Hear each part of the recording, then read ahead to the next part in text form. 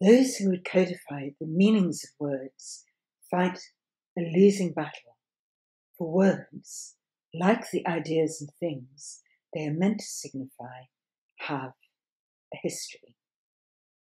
And below, on the same page, 28, Joan cites Gladstone in 1878, who says, Athena has nothing of sex except the gender, nothing of the woman except the form. But it makes no sense for the feminist movement to let its arguments be forced into pre-existing categories, its political disputes be characterized by a dichotomy we did not invent. How then do we recognize and use notions of sexual difference and yet make arguments for equality? The only response is a double one: the unmasking of the power relationship constructed by posing equality as the antithesis of difference, and the refusal of its consequence dichotomous construction of political choices. Without external confirmation, without a sense of separation from an other or others, individuality has no defining boundaries, hence no distinguishable existence. But equality among individuals meant that each was independent of others.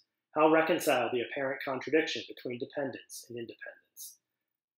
The revolutionaries developed many solutions: distinctions between active and passive citizens, between those who were economically and socially dependent and independent, and between women and men, redefining existing patriarchal rules in terms of biologically based sexual difference, maintained the fiction of an autonomous individuality that was at once universal and masculine.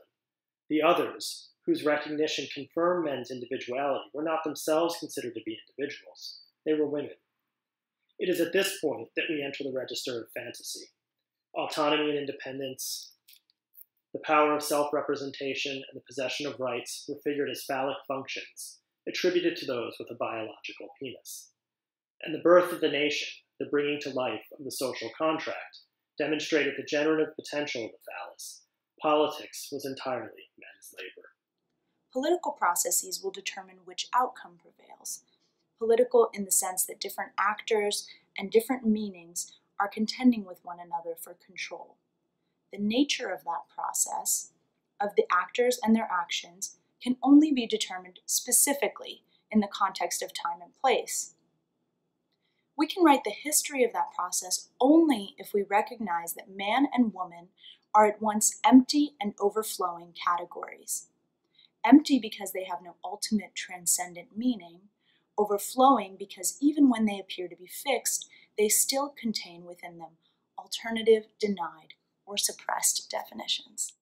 The feminist appeal to equality rested on a double vision of men's and women's similarity as wage earners and their different but complementary interests and responsibilities. Their rhetoric invoked republicanism and sanctimonianism. It contained demands for political rights in the present and a vision of the future. From one perspective, the appeals made to seamstresses were remarkably similar to those made to tailors. Both stressed the rights of producers and divisions of labor between the sexes, divisions that, although they associated women with home and family, did not make domesticity the antithesis of productive society. There were, however, important differences of meaning and emphasis. While feminist seamstresses offered wage earning as proof of the fact that women qualified as producers and thus as citizens, political tailors premised their collective identity on the possession of historically transmitted skills.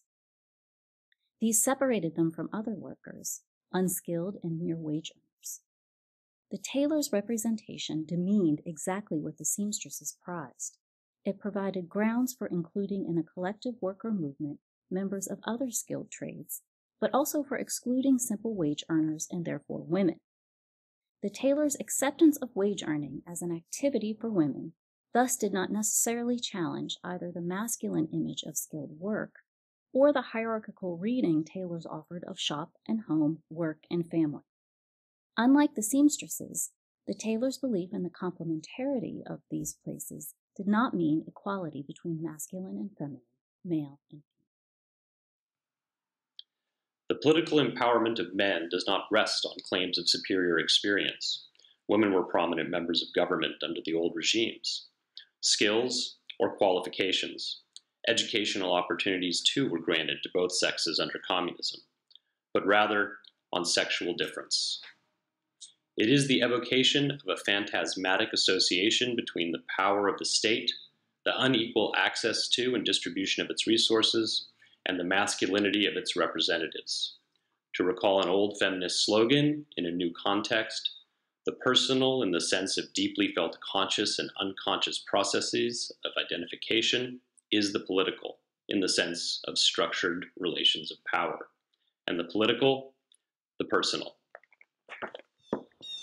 It seems clear that to conceive of women as historical actors, equal in status to men, requires a notion of the particularity and specificity of all human subjects. Historians cannot use a single universal representative for the diverse populations of any society or culture without granting differential importance to one group over another. Particularity, however, raises questions about collective identities and about whether all groups can ever share the same experience. How do individuals become members of social groups? How are group identities defined and formed? What influences people to act as members of groups? Are processes of group identification common or variable? How do these marked by multiple differences, Black women or women workers, middle-class lesbians or Black lesbian workers, determine the salience of one or another of these identities? Can these differences, which together constitute the meanings of individual and collective identities, be conceived of historically? How could we realize in the writing of history Teresa de Loretas' suggestion that differences among women are better understood as differences within women? Finally, we need to replace the notion that social power is unified, coherent, and centralized with something like Michel Foucault's concept of power as dispersed constellations of unequal relationships, discursively constituted in social fields of force. Within these processes and structures, there is room for a concept of human agency, as the attempt, at least partially rational, to construct an identity, a life, a set of relationships, a society within certain limits and with language. Conceptual language that at once sets boundaries and contains the possibility for negation, resistance, reinterpretation, the play of metaphoric invention, and imagination. My point here is not to denounce Thompson's political vision in the name of some higher feminine expression, but rather to uncover its reliance on gendered representations to convey its meaning. For it is in addressing these representations that we discover the subtle and central presence of gender in conceptions of working-class politics. The characteristics that mark the differences between the sexes, what matters and does not matter in our physical and psychic constitutions, do not exist apart from, but rather are produced through, the theories and practices of politics, understood not only as the mobilization of force to achieve a certain interest, but is enabled by appeals to fantasy. Politics without fantasy, without the manipulation of unconscious modes of enjoyment, is an illusion. It is not too much to suggest that however hesitant the actual beginnings, such a methodology implies not only a new history of women, but also a new history. The way in which this new history would both include and account for women's experiences rested on the extent to which gender could be developed as a category of analysis. Here, the analogies to class and race were explicit. Indeed, the most politically inclusive of scholars of women's studies regularly invoked all three categories as crucial to the writing of history. An interest in race, class, and gender signaled first the scholar's commitment to a history that included stories of the oppressed and an analysis of the meaning and nature of their oppression. And second, scholarly understanding that inequalities of power are organized along at least three axes. History figures in this approach not exclusively as the record of changes in the social organization of the sexes, but also, crucially, as a participant in the production of knowledge about sexual difference. I assume that history's representations of the past help construct gender for the present. Analyzing how that happens requires attention to the assumptions, practices, and rhetoric of the discipline, to things either so taken for granted or so outside customary practice that they are not usually a focus for historians' attention.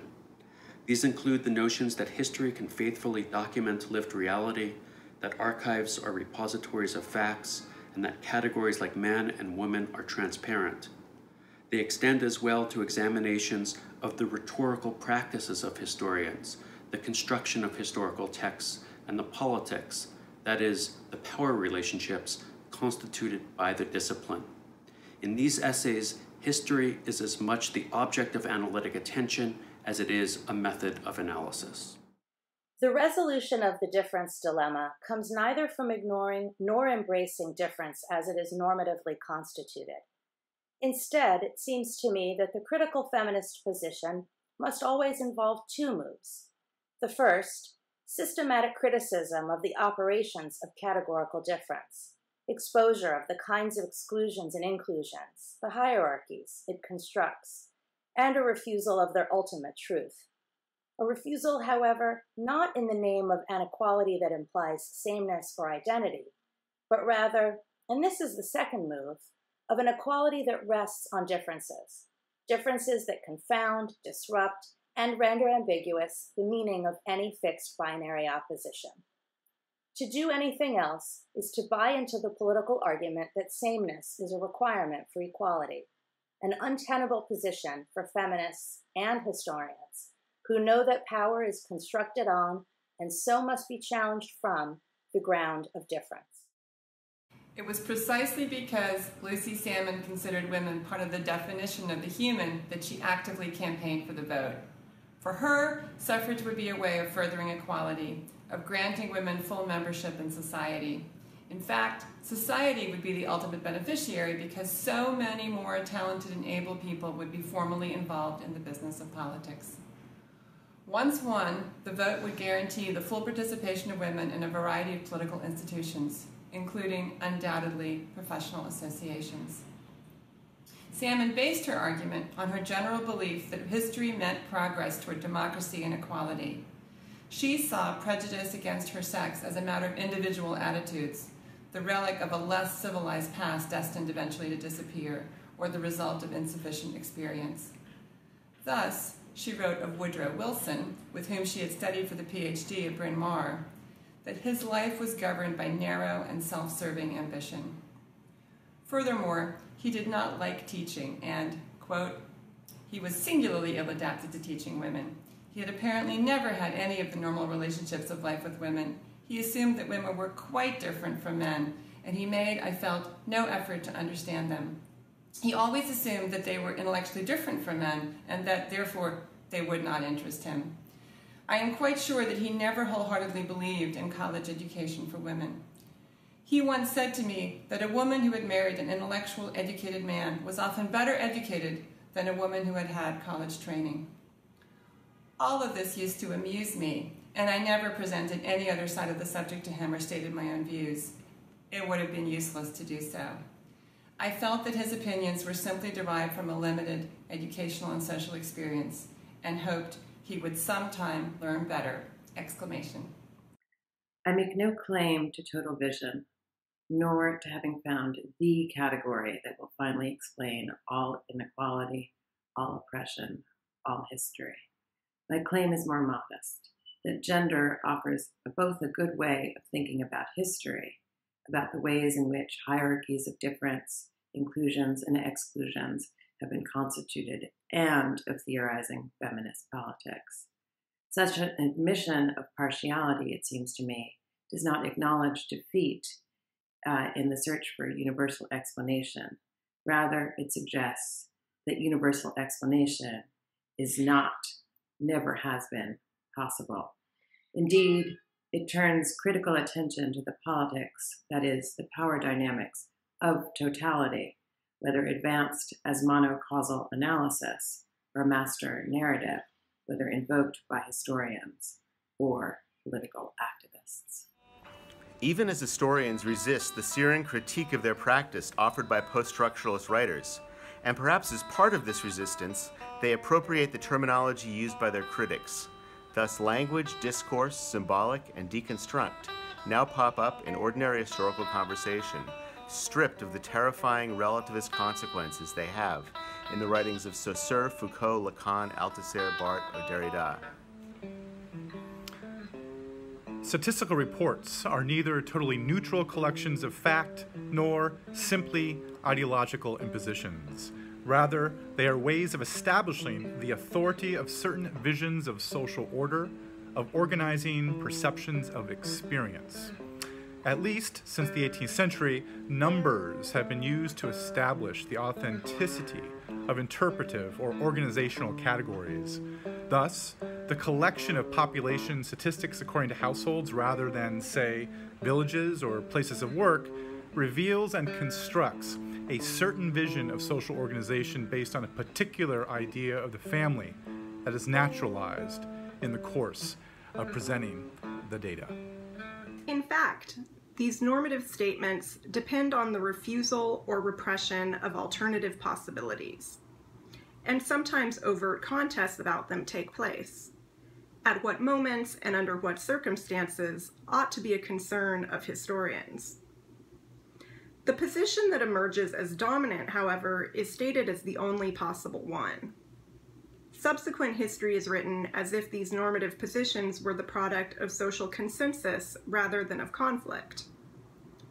An example of this kind of history is the treatment of the Victorian ideology of domesticity, as if it were created whole and only afterwards reacted to, instead of being the constant subject of great differences of opinion. For the most part, labor historians seem quite willing to let women write women's history, and they are usually supportive and even encouraging to their female students and colleagues. The anti-feminist reaction so violent in certain quarters of the historical profession, which vehemently and passionately denounces feminist historians as zealots and ideologues, subverters of supposedly timeless canons and established truths, is less apparent among labor historians. Still, the half-hearted attention to gender is dismaying. For the relegation of this potentially radical conception to a set of descriptive social roles vitiates the theoretical interest and the analytic force feminist history could have. It is in analyzing the process of making meaning that gender becomes important. Concepts such as class are created through differentiation. Historically, gender has provided a way of articulating and naturalizing difference. If we look closely at the languages of class of the 19th century, we find that they are built with in terms of references to sexual difference. In these references, sexual difference is invoked as a natural phenomena. As such, it enjoys a privileged status, seemingly outside question or criticism. Those who do criticize it, and there were those who did, have a difficult time challenging its authority because they seem to be disputing nature.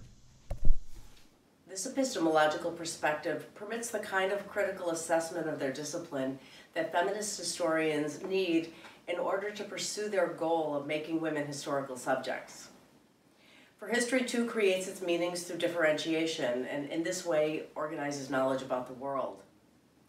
The form that knowledge has taken, the remarkable absence or subordination of women in the narratives of the rise of civilization, their particularity in relation to universal man, their confinement to studies of the domestic and private, indicates a politics that sets and enforces priorities, represses some subjects in the name of the greater importance of others, naturalizes certain categories, and disqualifies others. It's not conspiratorial politics, nor is it narrowly self-interested. Rather, it protects an established corporate tradition. Nonetheless, the discipline of history, through its practices, produces, rather than gathers or reflects, knowledge about the past generally and inevitably about sexual difference as well. In this way, history operates as a particular kind of cultural institution, endorsing and announcing constructions of gender. A relativized concept of gender as historically specific knowledge about sexual difference allows feminists to forge a double-edged analytical tool that offers a way to generate new knowledge about women and sexual difference and to inspire critical challenges to the politics of history, or for that matter, any other discipline. Feminist history then becomes not just an attempt to correct or supplement an incomplete record of the past, but a way of critically understanding how history operates as a site of the production of gender knowledge. From a psychoanalytic perspective, the psychological, the social, and the physical don't exist independently of one another. They are instead inextricably combined, constituted in and by psychic processes that are crucially informed by the unconscious. To the extent that fantasy shapes representations, actions, and memories, it becomes a crucial component of human behavior. To the extent that it offers general explanations for the origin of human subjects and their defining characteristics of sexuality and sexual difference, fantasy is not just a component of the psychic life of individuals. It partakes of the mythic structure of Western culture. In the discourse of political economy, women workers were a prominent topic. They served at once as an object of study and a means of representing ideas about social order and social organization. Political economists focused attention on women workers because they seemed to reveal something of the problematic of urban industrial development, especially its moral dimension. Through that act of observation, women workers became an essential part of the conceptual vocabulary of moral science, the means by which normative rules were articulated and applied. This involved a double move that at once set women workers apart from the larger world of work as a distinctly deviant case and made their situation central to the resolution of the problem posed by the urban working classes. The analysis of the family and of morality served several functions in the statistique. It permitted the authors to endorse small-scale artisanal forms of organization without seeming to call for intervention in the economy, and it moved the causal explanation for the Revolution of 1848 away from the economic system and toward the working-class family. As such, it served the polemical purpose of a reply to the socialists in the guise of a scientific report. Gender is a primary way of signifying relationships of power. It might be better to say gender is a primary field within which, or by means of which, power is articulated. Gender is not the only field, but it seems to have been a persistent and recurrent way of enabling the signification of power in the West, in the Judeo-Christian as well as the Islamic tradition. As such, this part of the definition might seem to belong in the normative section of the argument. Yet it does not. For concepts of power, though they may build on gender, are not always literally about gender itself. These questions return us to some of those that began this chapter. They are questions that make the articulation of sexual difference itself the problem to be investigated, that take psychic realities seriously in examinations not only of ideology and subjectivity, but also of political, economic, and social institutions and the power relations they attempt to implement. They are questions that grant the vagaries and complexities of individual, sexual, and other identities, assuming that social regulation is about reducing multiplicity to manageable normative categories. These questions open the possibility of thinking about individual identity as that which is constrained by, but always exceeds, any categorization imposed on it. If political and social identities always operate reductively, the question becomes how. What is left over or left out in the process of producing and reproducing categories of collective identity? What are the stakes in such reductions? Have they been contested? How and by whom? All of these questions can only be answered in terms of specific historical cultural instances. They necessarily problematize and historicize the categories, among them gender, that are our objects of study, as well as those we deploy in our own analyses.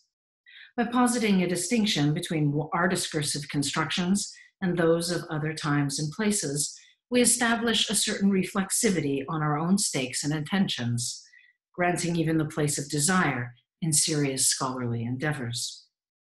In this way, we open ourselves to history, to the idea and possibility that things have been and will be different from what they are now. Here is my list of paradoxes, which I will consider in turn. 1. Equality is an absolute principle and a historically contingent practice. 2. Group identities define individuals and deny the full expression or realization of their individuality. 3.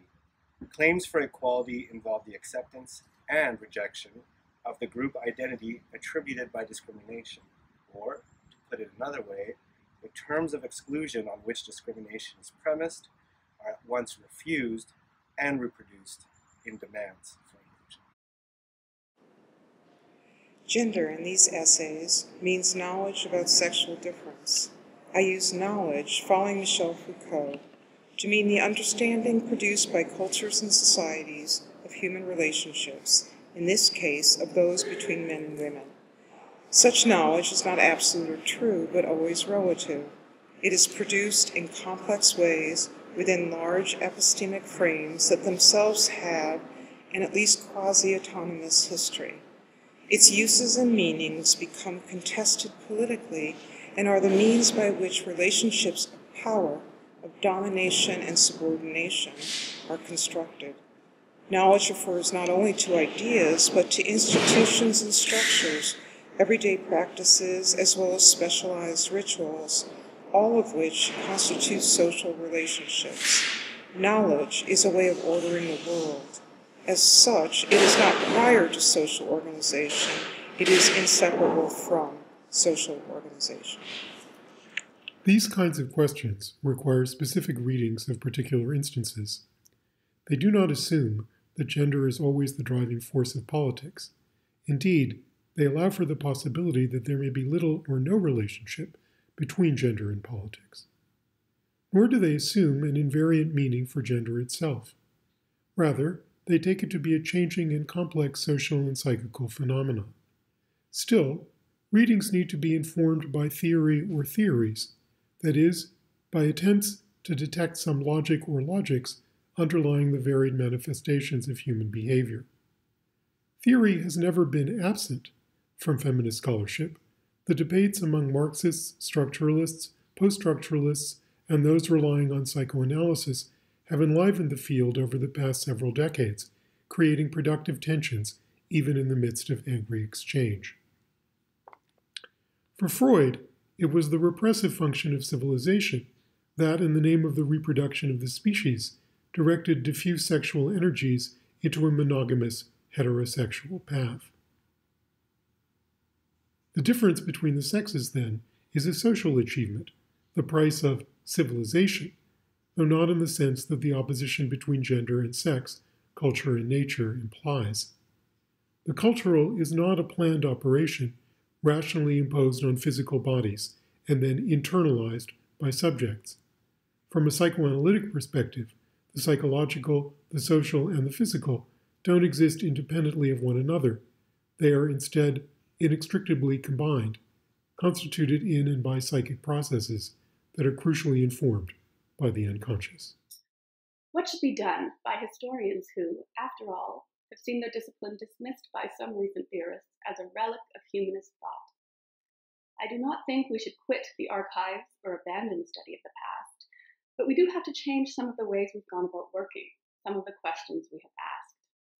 We need to scrutinize our methods of analysis, clarify our operative assumptions, and explain how we think change occurs. Instead of a search for single origins, we have to conceive of processes so interconnected that they cannot be disentangled. Of course, we identify problems to study, and these constitute beginnings or points of entry into complex processes. But it is the processes we must continually keep in mind. Gender is one of the recurrent references by which political power has been conceived, legitimated, and criticized. It refers to, but also establishes, the meaning of the male-female opposition. To vindicate political power, the reference must seem sure and fixed, outside human construction, part of the natural or divine order. In that way, the binary opposition and the social process of gender relationships both become part of the meaning of power itself. To question or alter any aspect threatens the entire system. There has been some worry expressed in historical and political circles that this kind of critical stance makes both history and politics as we know them impossible. That may be true, but it also grants to established practices a permanent existence that they've never had. It's precisely by exposing the illusion of the permanence or enduring truth of any particular knowledge of sexual difference that feminism necessarily historicizes history and politics and opens the way for change. If gender is to be rethought, if new knowledge about sexual difference is to be produced, knowledge that calls into question even the primacy of the male-female opposition, then we must also be willing to rethink the history of politics and the politics of history. 1988 edition. These differences can create obstacles to interdisciplinary work for those who define themselves entirely within disciplinary parameters, but they are less troublesome from a theoretical perspective I have been discussing. That perspective takes the production of cultural knowledge as its object and is concerned with analyzing how various forms of knowledge are produced. History and literature are such forms of knowledge, that we take them as disciplines or as bodies of cultural information. As such, both are susceptible to the same kind of analysis, one that is directed to concepts, meanings, linguistic codes, and the organization of representation. This analytic approach takes seriously the boundaries of discipline and the different genres they represent, but makes these a matter for investigation rather than a set of preconditions for scholarly work. And an approach such as this tempers a certain kind of overly enthusiastic disciplinary borrowing, one example of which is the tendency among some historians influenced by literary critics to make written texts themselves the only viable subject for history.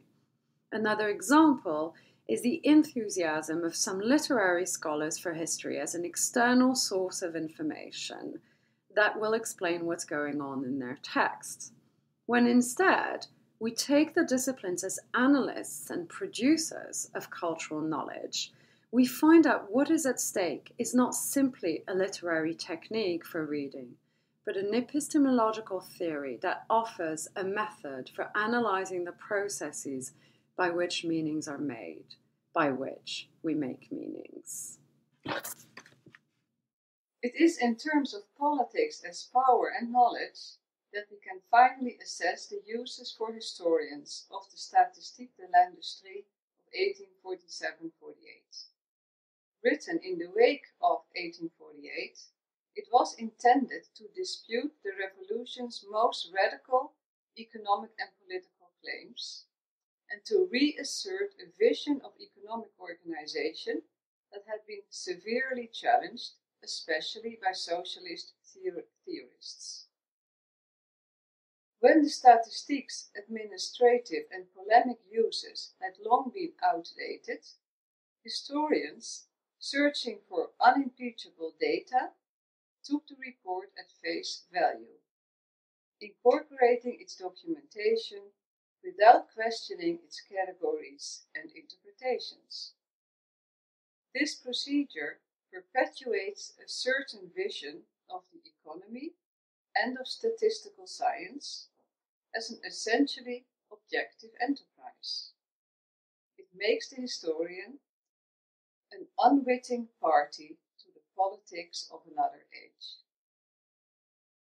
An alternative approach situates any document in its discursive context and reads it not as a reflection of some external reality, but as an integral part of that reality, as a contribution to the definition of or elaboration of meaning, to the creation of social relationships, economic institutions, and political structures.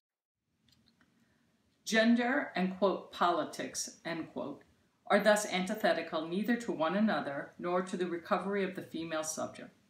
Broadly defined, they dissolve distinctions between public and private and avoid arguments about the separate and distinctive qualities of women's character and experience. They challenge the accuracy of fixed binary distinctions between men and women in the past and present and expose the very political nature of a history written in those terms. Simply to assert, however, that gender is a political issue is not enough.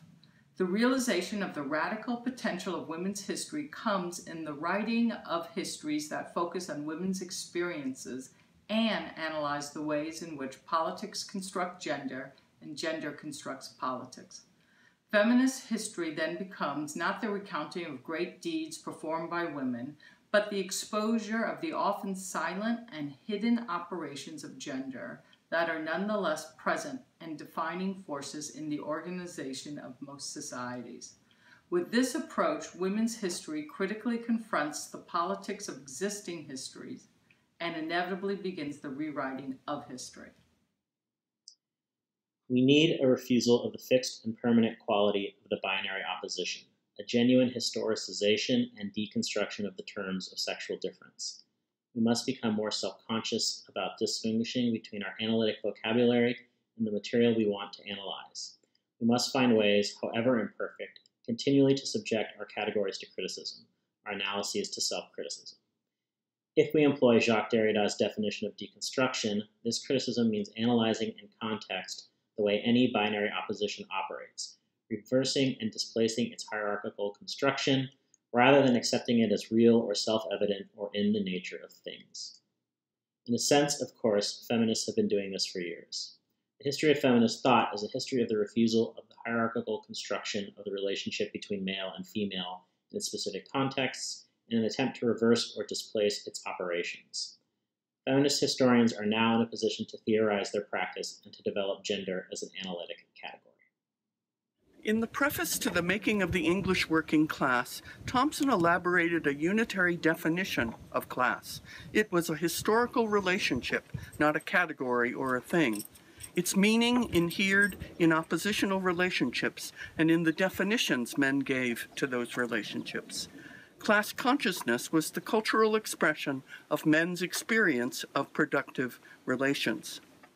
If we were to attend to discourse rather than consciousness in this account, we would open new interpretive possibilities.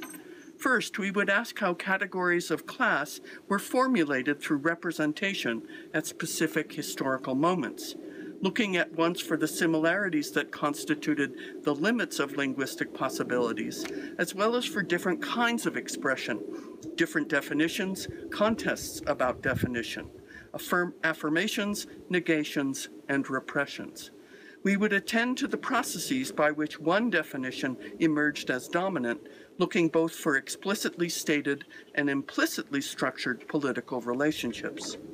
The result is not a unitary concept of class, not history as teleology, but a concept of class as a field that always contains multiple and contested meanings. Second, we would ask how appeals to sexual difference figured in the process. How did the exclusion or marginalization of that which was construed as feminine, for example, work to ensure acceptance of masculine codings for particular ideas of class? How did gender naturalize particular meanings of class? How, in turn, did visions of class as a set of relationships, naturally following from economic conditions, set in place certain notions of gender? Third, we would ask how and in what ways conceptions of class organize perceptions of social experience. Rather than assuming an exact fit between material life and political thought, between experience and consciousness, this approach disrupts that fit, refuses the opposition between them. It argues that articulation, definition, the construction of meaning must be analyzed as a set of events in itself.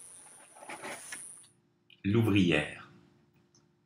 If socialists had pointed out that the sale of labor power was no different from the sale of women's bodies, that economic and sexual exploitation were of a piece, political economists established a careful distinction between the productive and disciplined use of muscular force and the wasteful, self-indulgent aspects of sexual activity.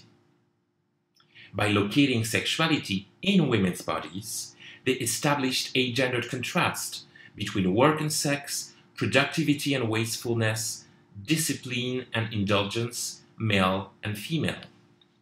This had the effect of denying men's part in the exchange that established prostitution, and so of proposing a solution seemingly untainted by it.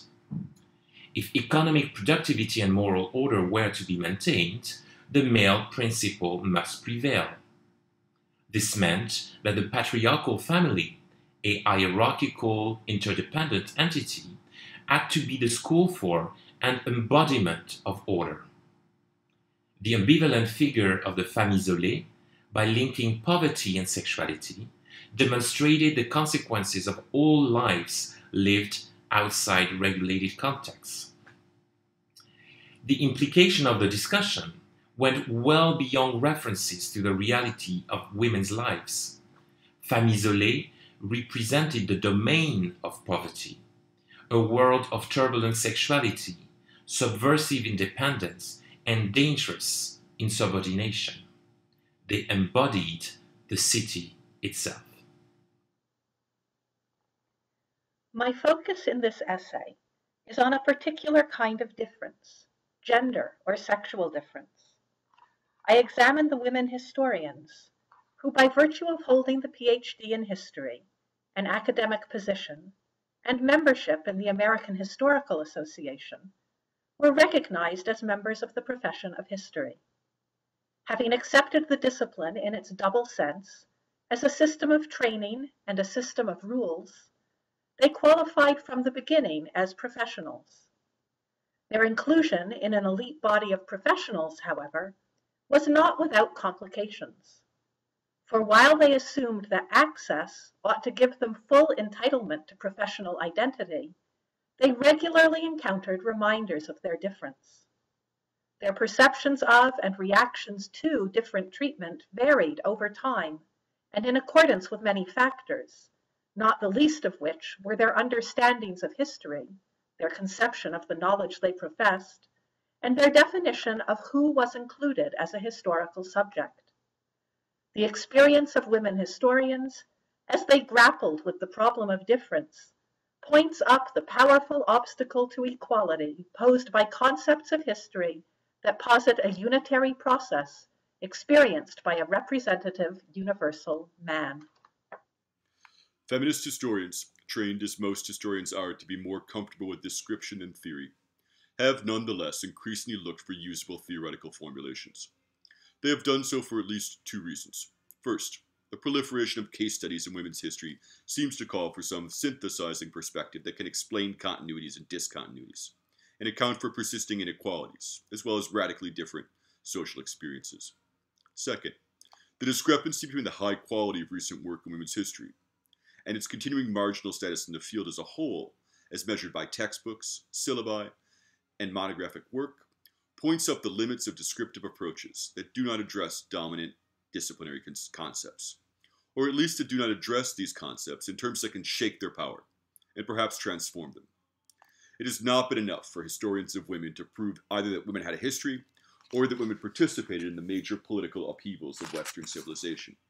In the case of women's history, the response of most historians has been acknowledgement and then separation or dismissal. Quote, women had a history separate from men's, therefore let feminists do women's history, which do not concern us, end quote. Or, quote, women's history is about sex and the family, and should be done separately from political and economic history, end quote. In the case of women's participation, the response has been minimal interest at best. My understanding of the French Revolution has not changed by knowing that women participated in it. The challenge posed by these responses is, in the end, a theoretical one. It requires analysis, not only of the relationship between male and female experience in the past, but also of the connection between past history and current historical practice. How does gender work in human social relationships? How does gender give meaning to the organization and perception of historical knowledge? The answers depend on gender. Gender is an analytic category. These questions presume that identity is a complex and contingent process susceptible to change. They also imply that politics is the negotiation of identities and of the terms of difference among them. Indeed, I would argue, inconclusively and enigmatically, some of you might think, that it is precisely where problems are most intractable, least susceptible to clear resolution, that politics matter most. Politics has been described as the art of the possible. I would rather call it the negotiation of the impossible, the attempt to arrive at solutions that, in democratic societies, approximate principles of justice and equality, but that can always only fall short, thus leaving open the opportunity for new formulations, new social arrangements, new negotiations. The best political solutions these days will recognize the dangers of insisting on a final, totalizing solution, either groups or individuals, either equality or difference. In a way, I'm saying that the paradoxes of the sort I've been describing are the very material out of which politics are constructed and history is made.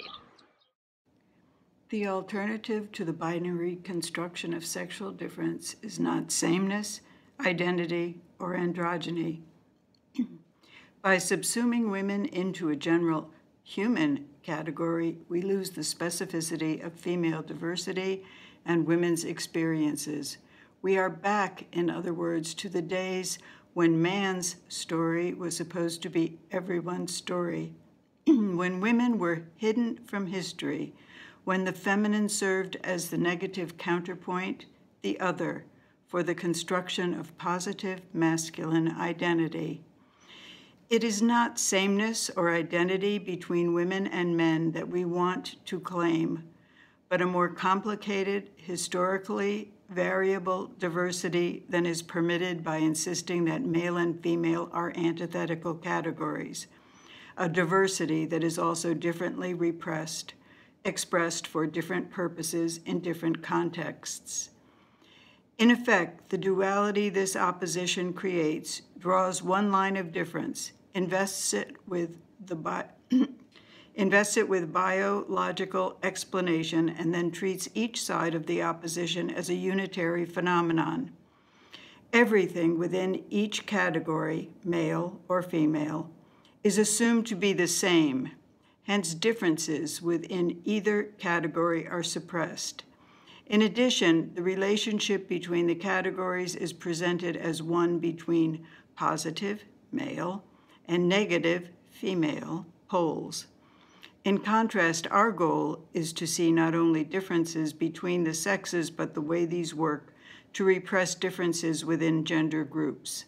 The sameness constructed on each side of the binary opposition hides the multiple play of differences and maintains their irrelevance and invisibility.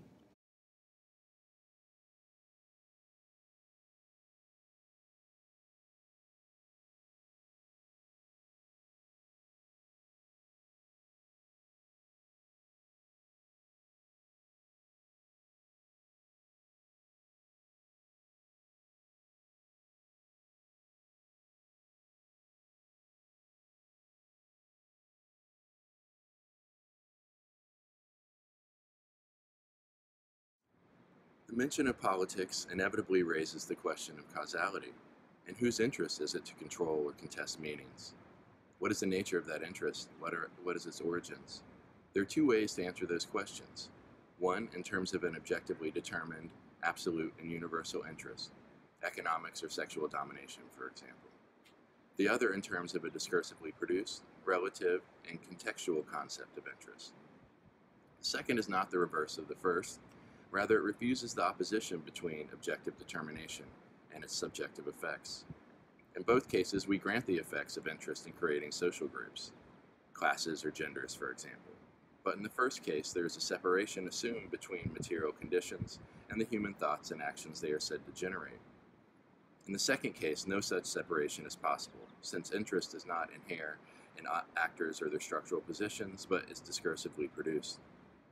The objects of study are then epistemological phenomena, which include economics, industrialization, relations of production, factories, families, classes, genders, collective action, and political ideas, as well as one's own interpretive categories. The second approach complicates the unilinear account of experience, identity, and politics that accompanies the first approach. Experience is not seen as the objective circumstances that condition identity. Identity is not an objectively determined sense of self defined by needs and interests. Politics is not the collective coming to consciousness of similarly situated individual subjects. Rather, politics is the process by which plays of power and knowledge constitute identity and experience. Identities and experiences are variable phenomena in this view, discursively organized in particular context or configurations. It then follows that, as film theorist Teresa de Laurentiis puts it, consciousness is never fixed, never attained once and for all, because discursive boundaries change with historical conditions. It follows as well that political differences among women cannot be explained as false consciousness. This outlook renders feminist politics more self-conscious and self-critical, and links it inextricably to analyses of gender as the production of knowledge about sexual difference. For political identity, like social institutions and cultural symbols, is a form of knowledge production. Rather than there being a separation between feminist politics and academic studies of gender, the two are part of the same political project, a collective attempt to confront and change existing distributions of power. Perhaps the most dramatic shift in my own thinking came through asking questions about how hierarchies such as those of gender are constructed or legitimized.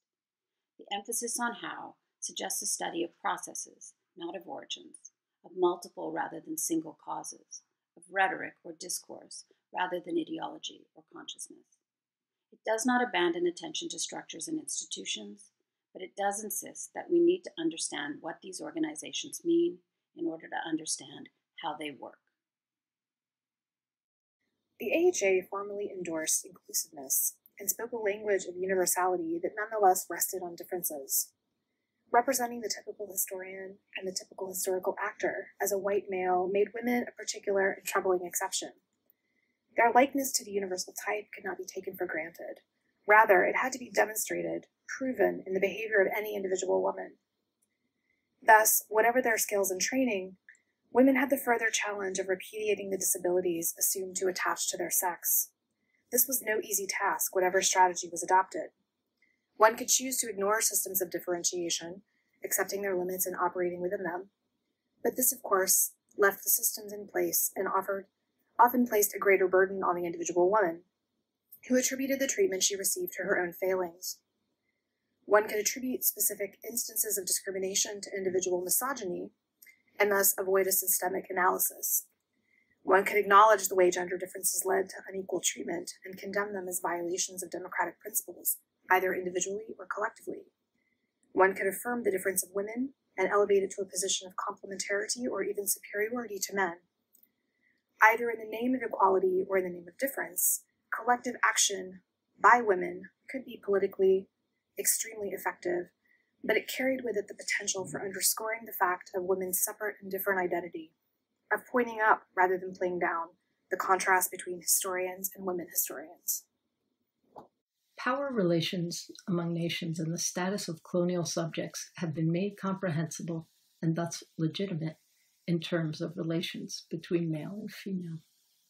The legitimizing of war, of expending young lives to protect the state, has variously taken the forms of explicit appeals to manhood, to the need to defend otherwise vulnerable women and children, of implicit reliance on belief in the duty of sons to serve their leaders or their father the king, and of associations between masculinity and national strength. High politics itself is a gendered concept, for it establishes its crucial importance in public power, the reasons for and the fact of its highest authority, precisely in its exclusion of women from its work. One of the important effects of feminist activism and scholarship has been to point to the ways in which seemingly neutral categories are in fact sexed. Thus, the abstract individual, the foundation of liberal democracy, has been revealed to be male. Declarations of human rights have been shown to be limited in intent and practice to men. Certain professions and activities, science preeminent among them, have been redescribed as masculine, and the designation worker has turned out to refer to the productive capacity and skills of men, even though it rarely carries the explicit qualification that woman worker does.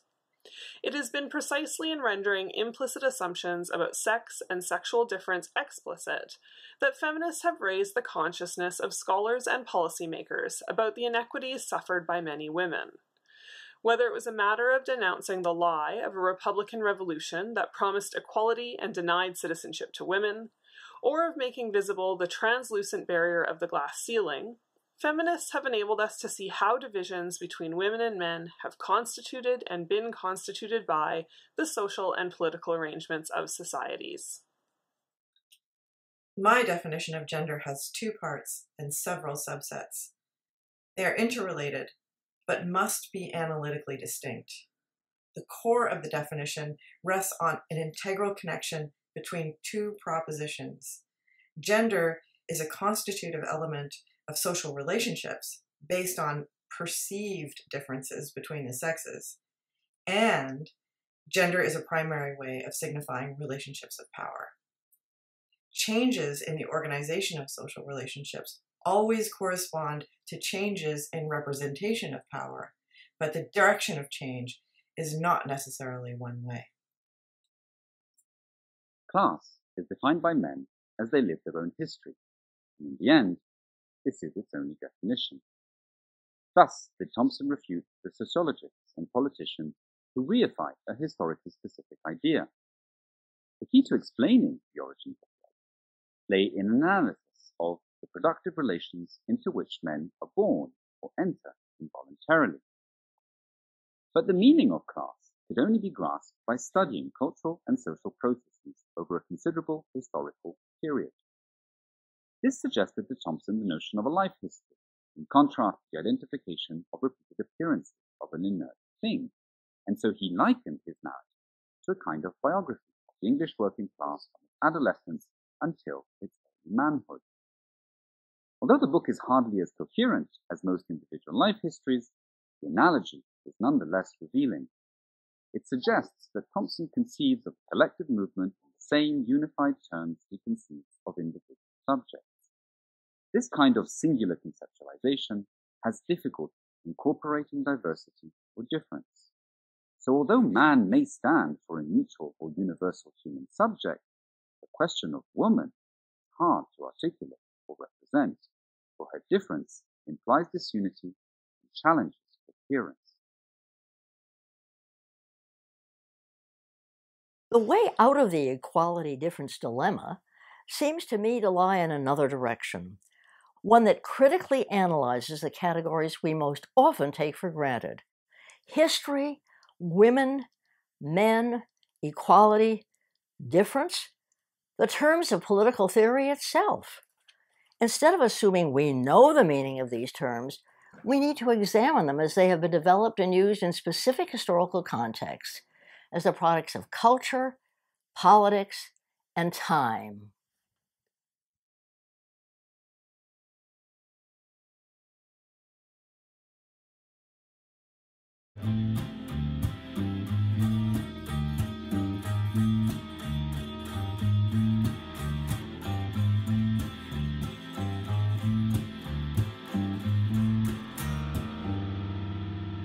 Quiet on the set. Thank you, Joan. This is the Joan Wallach Scott Project. Testing 1, 2, 3.